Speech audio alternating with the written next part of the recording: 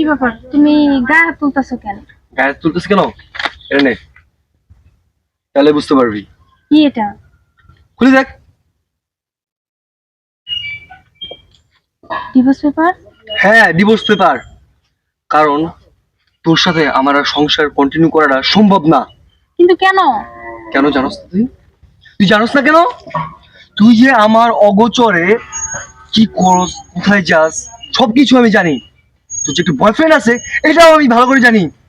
আমার থেকে টাকা নিয়া তুই তোর বয়ফ্রেন্ডে খাওয়াস, ওরে দেশ টাকা। আর কি প্ল্যান করস যে আমার যত টাকা সম্পত্তি আছে সবকিছু লেখা ওরে নিয়ে তুই চলে যাবি। কি বলছ আমি জানি না? আমি সবকিছু জানি। আমি তোকে অনেক ভালোবাসতাম, অনেক ভালোবাসতাম, যেটা বলার বাইরে। কিন্তু তুই কি করলি? আমার ভালোবাসাটার সাথে বিশ্বাসঘাতকতা করলি।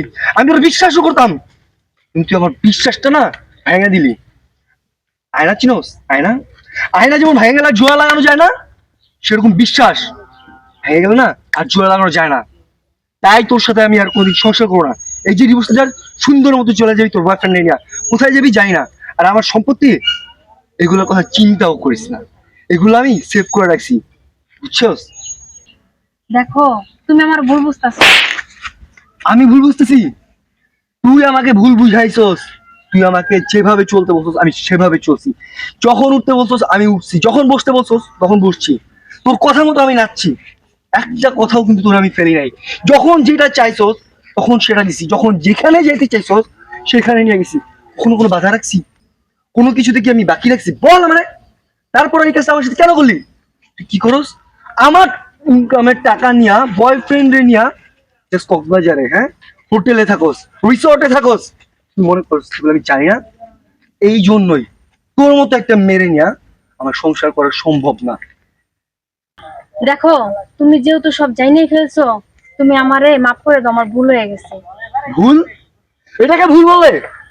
স্বামীর ইনকামের টাকা নিয়ে স্ত্রী তার বয়ফ্রেন্ডকে নিয়ে কক্সবাজারে হোটেলে রাত কাটায় একই সাথে, আবার এটাকে ভুল বলে না?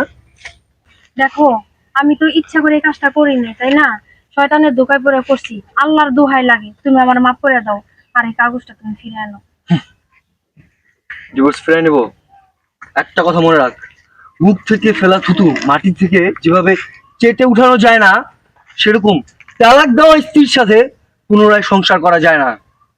সো আজকের পর থেকে তোর সাথে আমার আর কোনো সম্পর্ক নেই। তুই তোর রাস্তায়, আমি আমার রাস্তায়। তোর এই ফেস আমাকে সেকেন্ড টাইম আর কোনোদিন দেখাবি না।